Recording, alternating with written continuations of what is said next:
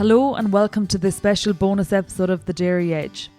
Teagasc are running a weekly Let's Talk Dairy webinar series, which is also being made available as a podcast. On this week's webinar, Stuart Childs is joined by dairy farmer John Trant to speak about his career path and the performance he is achieving with the dairy herd at Clongowes Wood College. Okay, good morning everyone, and welcome to today's Let's Talk Dairy webinar. Today I'm delighted to be able to have a good chat with John Trant, who's the farm manager in Clongowes Wood College at the moment, and was the Young Grassland Farmer of the Year competition winner for 2019. And you will have seen John on our social media campaign there a couple of weeks ago, and instead of the event that we would have hoped to have hosted on the farm with him, having won the category of Young Grassland Farmer of the Year. So as I said, I'm delighted to talk to John. This is John's second time on Let's Talk Dairy. When we were talking to him 4 months ago, he was under a bit of pressure at the time. There was a significant drought impacting in the Clongowes area. So it's good to be able to talk to John in a kind of a more relaxed setting, I suppose. So the reason we're talking to you today is because you've had an interesting career path, I suppose, and we want to, I suppose, tease that out a little bit more with you. So I suppose it'd be wrong of me to talk to you initially without asking you how are things going at the moment on the farm now, given that you're under pressure, as I said, when we were talking to you 4 months ago. I'd imagine it's a different scenario at this stage. Yeah, no, we're flying at the moment. Cows are milking well and we've enough grass, and yeah, everything's going well. We scanned the cows there yesterday and we got 9% empty. So we're happy with that, and there was no shocks or anything in it. So no, we're very happy with scanning. It seems very compact, so we'll have a busy 3 weeks in February. But and what's the grass situation, we'll say, farm cover, etc. at the minute? Farm cover is 900. That's kind of where I want it to be. I don't want to go any higher, trying to keep pre-grazing yield around 1600, and not have too many heavy covers to go into. So now we're in a really good position with clean outs. Cows are grazing down to 3.5 with ease, and we're flying with milk. Production now is 17.5 litres, 415 protein, and there's 568 fat, which is around 1.75 kgs of milk solids, 1.77 kgs of milk solids. So now we're flying, yeah. No complaints. Excellent performance for the 24th of September. Yeah, no, they're on 3 kgs a meal at the moment, with 2.5 kgs a meal at the moment. So they're being fed as well. So no, we're happy with it now. The herd is coming to maturity a lot now, so that's helping big time. There's over 100 cows with 5 lactations plus in the herd, so it's a big plus. That's in it, just about around a third of the herd, so in that category. Yeah. Okay, so and then just, I suppose, finally we'll finish up on the grass piece. Then when are you going to start closing? I'll start closing on the 10th, and I'll be fully housed around the 20th of November. So kind of go on a quick round. My objective is to have kind of a flat enough wedge in the spring, and hope to open with a farm cover around anywhere between 900 on the 1st of February. Okay, very good. In previous years, I would have had 1100s opening covers and stuff, for 1000 opening covers, but it seemed just nearly impossible to get through the grass. So I'm just going to close with a lower cover this year and see what happens. Okay, very good. Okay, so I suppose, as I said, we want to talk to you about your career progression. So I suppose the first question I'll put to you is, was dairy farming always your objective, or was it something that's developed as you've gone along? And I suppose tell us a bit about yourself as well. Yeah, so I'm from a small farm in Newcastle, County Dublin. It's on the border with Kildare. So it's a small 40-acre farm. Grandad was dairying up until I was like 6, around then, and he retired out of cows. So kind of that always had my interest in it then, and I used to milk for a neighbour and help a neighbour out and stuff as much as I can. So I just always had an interest in farming, and always had an interest in dairy farming. I never really wanted to do anything else. Like my parents aren't farming. My dad works for a contractor, but he's not farming full time. So the farm at home was only leased out for most of my life anyway. Okay. And it's not viable to go home and go milking cows there because it's just landlocked between two dairy farmers. So Okay. kind of farm management was the route I was going to take. It was really the only option available to you to pursue the career that you kind of had in your mind, like, so yeah, very good. So I suppose, like, you went to Ballyhaise first and foremost. So after you leave in search, you went to Ballyhaise, and then you went on to do the professional farmers farm management course in Moore Park. So was it a natural progression for you to do that? Because it probably was, I suppose, given that you kind of had that objective in your mind to become a farm manager, or that the farm management route was the only way you had of getting to go milking cows potentially. Yeah, no, it was like, it was.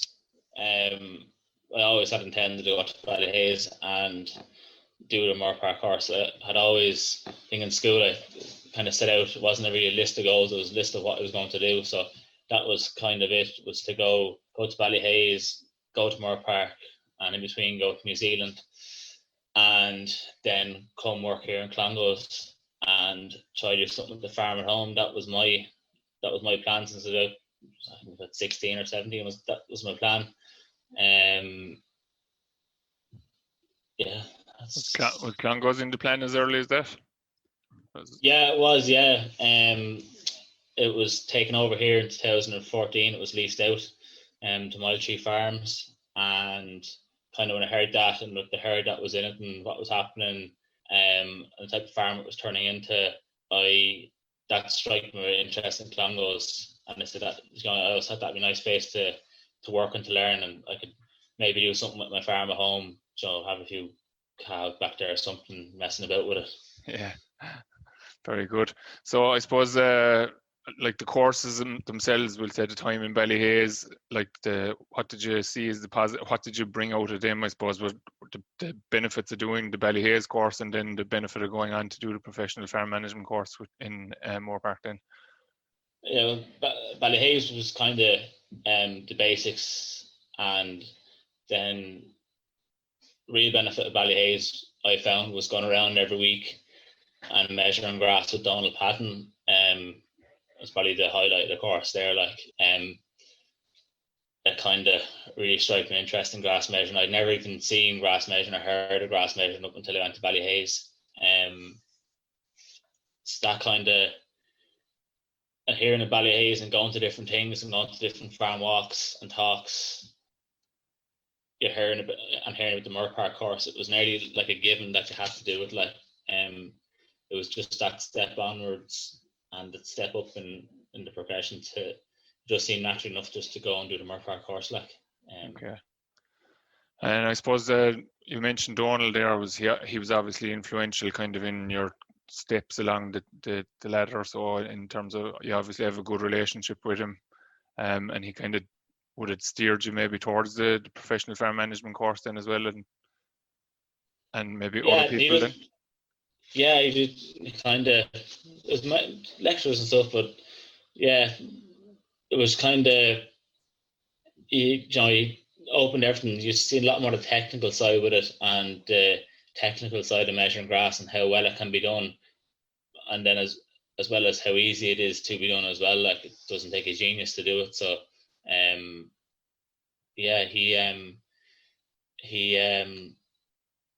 he was a good steerer as well. Like, he was a good advice. Like, and he'd be telling you where to go or where to work and people who to work for and stuff. So yeah, no, he's very, very good.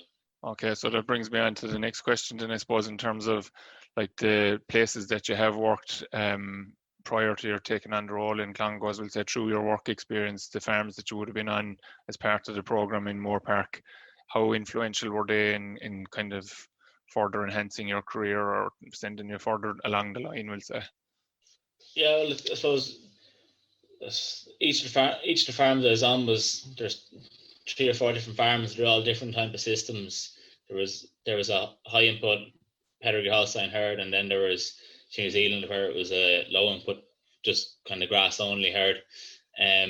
So it was a good kind of broad picture I got, and knew the system that I wanted to farm on the way I wanted to do it. You also got to know what your weaknesses are, by the farmers that quickly let you know what your weaknesses are and what to work on, and more importantly, you know what not to do. And going to different farms, you learn the mistakes, and you make mistakes to make, but you learn that the mistakes other farmers are making are things you see other farmers that they should be doing that the previous farmer was doing, and you get a broad picture of the industry, really. Yeah, so I suppose you saw a bit of everything, and you've taken the best bits from all of the three farms or three situations that you looked at, and that's what you're kind of trying to apply now at Clongowes, is it really? Yeah, and like it didn't happen by coincidence, but I think each farm we went to was kind of a step up in management level and in management and the management technique. Like each one was, and that was kind of progressed really to the last farmers on placement was Peter Farrell, and that was kind of, I wouldn't say there's a more technically efficient farmer in the country than Peter Farrell, like, and that was really probably the best placement I was on, because it was he was just so good at what he does, like, and that was probably a good thing. Was, I'd say if you'd went there first, it probably would have overwhelmed it. But I think the main thing is to work for the right people and to work for someone who's going to progress you like he did. Like, so, it was really good to go and work for someone like Peter. And I suppose we'll say Peter, obviously, by the fact that you're talking about him there, is possibly a mentor for you even still, that you would talk to him a bit, or do you talk to some of the other people that you've encountered along through your career in terms of bouncing ideas off them? Yeah, I do. Like the farm here is my three farms. They own three different. We own the home farm, and then there's two different families in. Graham Swanton is the farm manager in Tipperary, and I'd probably talk to him every second day, and I'd definitely ring him every Monday morning and see how things are going. After the measure, I'd ring him and have a chat about it, like, and if there's trouble or if there's something wrong, kind of this first person I pick up and get on the phone and say, here, look, this is what's happened, what you think, like. And because I'm only 24, I haven't been around the block, he's doing this a lot longer than me. Like, I thought coming out of Moore Park that I knew everything, or I knew the industry and knew how to do everything. You quickly realise, feck all, and you have to learn the hard way. So it's nice to have someone with that experience there to learn off and to bounce questions off, and when you have a problem, to ring it. And generally it's happened to everyone else, so they'll sort it out fairly quickly, like. Yeah, very good, very good. I suppose, do you think more people should be doing the farm management course, even if their only intention is to go home and farm their own farm potentially? Like, because there's probably a lot of people go through Kildalton, Ballyhaise, Pallaskenry, they do the basic course, I suppose, and then they go away home.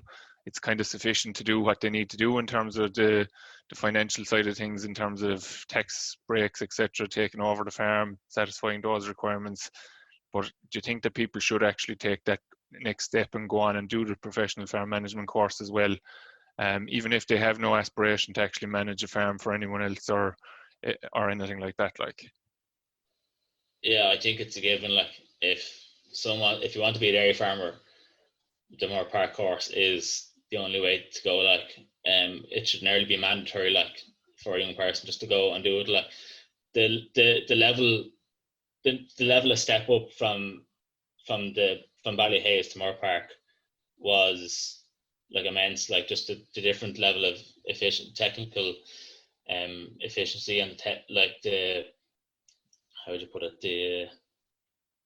I don't know how you put it, but it was just a lot more information, but a lot more focused on budgeting and kind of the financial management of a farm, but how you're going to you're going to manage a farm and what you're going to do in the future. So it was all set towards, are you going to be share milk, and it'll set your kind of goals out for the future.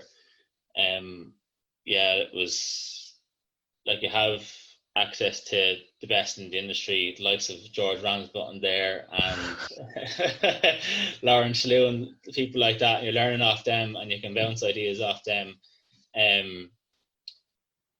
Yeah, like I see it, and you'd see people going back home from not doing the Moore Park, and I just think it's a huge mistake. Like it's the best thing that I've ever done,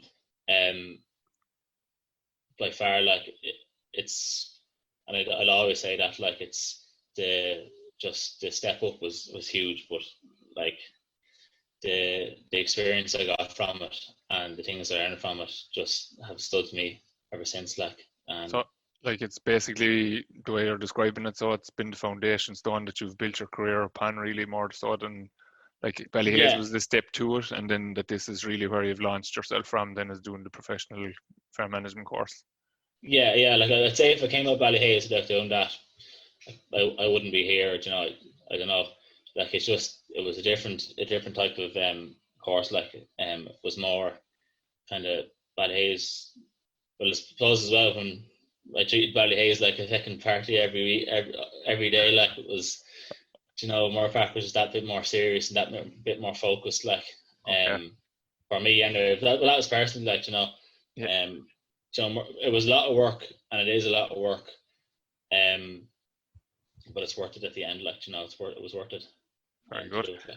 So I suppose, what advice would you give to any of the students that are tuned into you today now, in terms of, like, I suppose you kind of had the objective of going dairy farming all the time, but we'll say, and you kind of seem to have a good idea, actually, like you said there, from the age of 16, that you kind of had a plan in your head as to what way you'd like to go about it. Like, but if there are people currently in the colleges around the country now at the moment, and they're not really sure what direction they should take, what advice would you give them as a 24-year-old? I'd say work for different systems and work for as many farmers as you can, but just make sure they're really good farmers and make sure they're going to progress you and teach you. You know, if you like machinery, if you like tractors, there's no point going to a farm here where the only tractor is a tractor and scraper. You're not going to enjoy that. So you want to go out and see what you enjoy. Like, some people don't like Jersey crosses, or other people don't like Holsteins, but go out and figure it out for yourself and see what you like.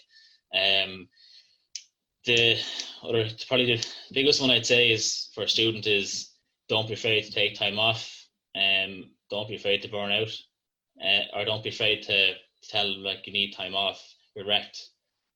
Was if you burn out, you're no good to anyone. Something I didn't do when I was a student, and I suppose every time you burn out, you're no good to no one. You're not focused for weeks, and then eventually you have to take a week off because you're so tired.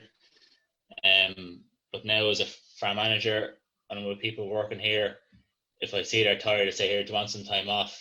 And they take a day off or 2 days off, come back in, and they're a totally different person. Like, and then I'd say when you leave college, keep on going to conferences, keep on going to the likes of the National Dairy Conference or the Positive Farmers Conference, and keep on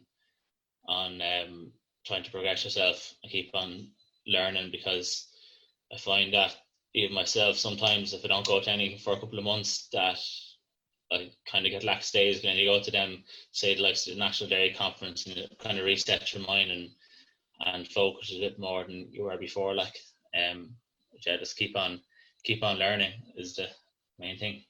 Very good. And I suppose a tricky one maybe for you, but maybe just, I suppose, your experience of the other people that were on the courses, which is maybe as much as anything as your own experience, so as not to be identifying anybody potentially. But did you have any bad experiences or did any of your classmates have bad experiences on farms? And in terms of, did it really put them off of careers in dairy farming subsequently or anything like that? I suppose the reason I'm asking that is just to, I suppose, for people, maybe not the people listening, but you know, that the influence that you've seen that you've spoken about there from the likes of Peter Farrell and that, like, and how they've positively steered your career?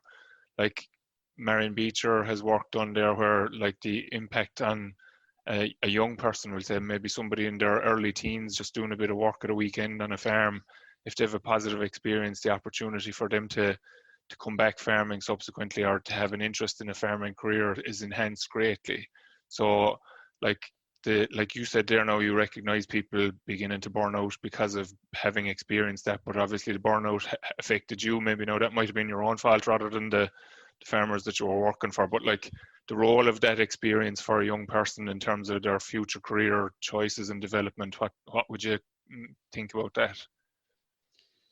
Yeah, well, I suppose, say that I'd have 6 close friends that are all managing farms, and I'd say to 3 of them, 3 of us have all suffered from burnout, and, like, you know, real bad burnout, whether as a student or as managing a farm. My first 2 years here, both years, you know, I just got to the point where it's like, geez, I don't know if I'll be able to get up in the morning, like, I'm that tired, like, and you get up in the morning, you're just tired all day long, and that's for weeks. But it was in Peter Farrell's when I was like that. You're playing football, you're training 3 nights a week or 4 nights a week, then you're going out on your weekend off, you're going out on Friday night, you're going out on Saturday night, and you're coming back into work on the Monday morning, even more tired than you went off, like, and it was Peter that kind of said to me, he's like, here, last week, have a meet yourself, you look wrecked. And I was like, yeah, I know, I'm a bit yeah, shook. I'm really, really tired. And he was a bit shook, was right. And he's like, right, take 3 or 4 days off. And since when I came back then, I was like, geez, I'm a different person. Like, it's like, you take 3 days off, did nothing for 3 days. But yeah, like, it's that is the biggest thing for a young person as well. Like, and I probably wasn't enjoying myself at the time as well. Like, so I think if you go out and enjoy yourself as well as just working and you can't please everyone. So I think you just ask for time off. And, like, you know, farmer, if you're working hard and you're learning and you're keen, I don't think any farmer will say no if you ask them for a day off or ask them for a couple of mornings off and tell them you're wrecked. As one farmer said to me, he's like, I've been at this 40 years, I'm well accustomed to it. You've only been at this a couple of years. You know, so it's a big problem as a student as well, like, is to try have some kind of a social life as well, but you need to be able to take time off as well, like. Yeah, work-life balance is important, so even at the young age.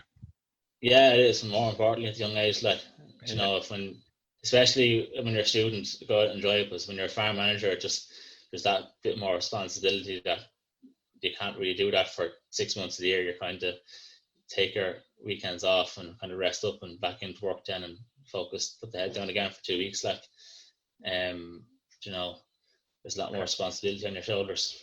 Okay, so I have 2 final questions for you. I suppose the first one is in relation to your showcase a couple of weeks ago. What has winning the Young Grassland Farmer of the Year competition category done for you, in your opinion? Probably given me more confidence. I say, yeah, it's given me more confidence measuring grass and in my ability. That's the main thing for it. Yeah, it was just nice to be, and it's nice to have hard work recognised. And that was the main thing of it. Yeah, it was nice to be recognised. Like, that's it. Very good. And finally, I suppose, what's the plan? There's a plan there of going milking your own cows, I think. And what's the direction there, and what's the future plans for John Trant and your new wife? Yeah, so we're currently trying to get our own unit set up. We hope to be milking next year, but with COVID-19, it's been a headache. But we pushed it out to 2021, or 2021. 22. Yeah. 22, sorry, 2022. Yeah. So we pushed it out to 2022. So yeah, I suppose the Grassland Farmer Year Award helped a lot because it was where I kind of originally got talking to the banks at it, and it looks well for them, that you have that kind of accolade or that recognition of it as well, which is a big help.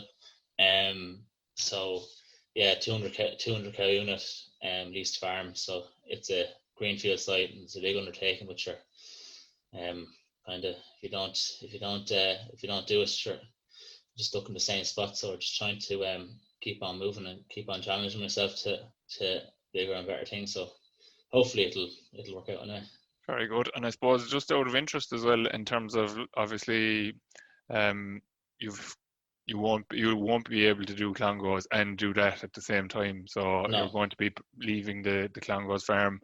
And Yeah. we'll say just the discussions that you've had with the owners in relation to that plan. And obviously, if you were hoping to start next year, you probably were looking at leaving sometime at the end of this year, possibly, I suppose. And how has that changed? The fact that it's changed now to 2022, are you staying on in the role in Clongowes? And just, I suppose, just the communication channels that you have with your farm owners, I suppose, is the point I'm trying to get at, really.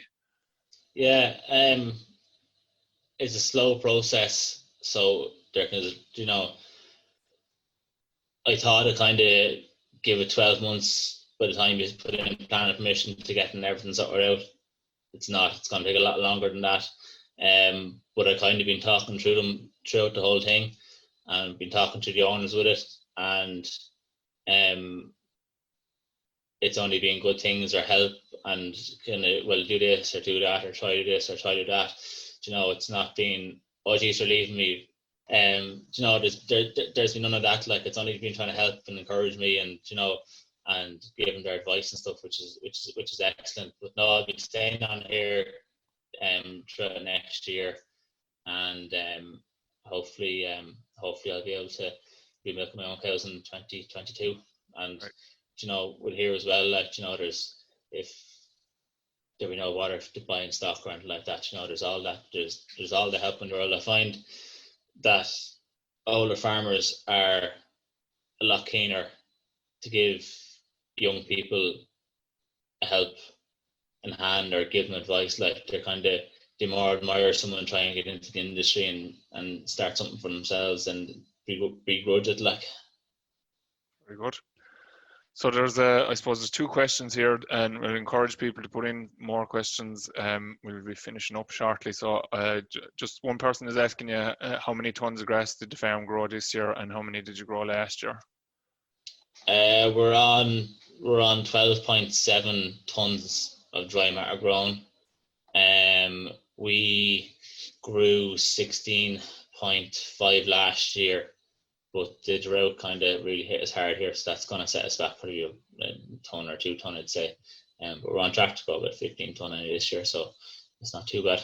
And would you have done a lot of reseeding when you took over the farm, or reset the farm, I suppose, with the new herd? No, it's been around 10%, 15% a year. I've done nothing this year on the milking platform. I'd hoped to oversow the whole farm with clover, but it just the weather didn't really allow us to. So I haven't done any reseeding this year, but there's nearly 45 to 50% of the farm, reseeded in the last 4 or 5 years. So there's still a good few paddocks there that haven't been reseeded, I'd say, in 20 years, but they're still very productive paddocks, growing 13, 14 tons. The quality mightn't be great in them, but they still are really productive paddocks. Okay, very good. And the same person is actually asking, how many cows to the hectare are you stocked at? 2.9. 2.9, okay, very good. Okay, seeing as you mentioned about being on the different types of farms, or the different styles of farms, I suppose, Martin DC is asking, what cow type of breeding would you prefer? Jersey Cross. Just the ease of maintenance, the lighter weight, and real plus I find with them is your fat and protein and your milk solids percent. Your milk solids deliver a huge milk price, and the the milk price here is 40.5 cent this month, which is really good. We're always nearly 9 or 8 cent above the base price or the national average per se, like so, and that's the real benefit of Jersey crosses is to just that extra bit of milk price. Okay. And then it looks like it's going to be the final question. Maybe Ned Duffy's just wondering, are you a member of Macra? No. Oh no, I am. Yeah. I am for FPD insurance purposes, but I wouldn't go to much Macra meetings or anything like that. No, but yeah, I joined to get the 10% off FPD insurance. And then I suppose there's actually just one question after coming in: is are you leasing the greenfield site and putting up everything, so full scale development? Yeah. So we're going leasing off my wife's parents, so we're leasing the farm off them. So okay. It's a full greenfield development, but it's not we're not like, hopefully she'll get the farm. So you better be good. No, so we're not putting up facilities with no end goal on site. We're for 20 years and we don't know what's happening after that. Like, hopefully we'll be farming it for a lot longer than 20 years. Very good. Okay, so I think that's it in terms of the questions. So I'd just like to say thanks very much, John, for coming on again and for talking to us. I think you gave us some good insights into your career to date and some advice to people that are listening as well. And I wish you all the very best for the future. I think it's onwards and upwards for you anyway. So all the best and thanks very much. Thanks very much. So just to flag it for people for next week, we're going to be linking up with Glanbia and the open source Future Farm program that Richie O'Brien is running with them. We're going to be on the farmer Shane Fitzgerald in Portlaw, and we're going to be doing a piece on reducing the carbon footprint of milk production. And we'll be talking to Shane himself, Zoe Kavanagh, the CEO of the NDC, Shane McElroy with Glanbia, and our own Brendan Horn then from Teagasc and Moore Park will also be talking about it. So we look forward to joining you. Just again, sorry for the changing around of the time, but this is going to be at 11 o'clock next week and it'll be for an hour. So we hope you can join us then. And thanks again, John, and thanks to everyone else. Take care in the meantime, and we'll see you next week. That's all for this week's Let's Talk Dairy webinar series. And don't forget to look out for more bonus episodes each week. I'll be back with our usual Dairy Edge interview on Monday, so do listen in then. I'm Emma Louise Coffey, and thanks for listening.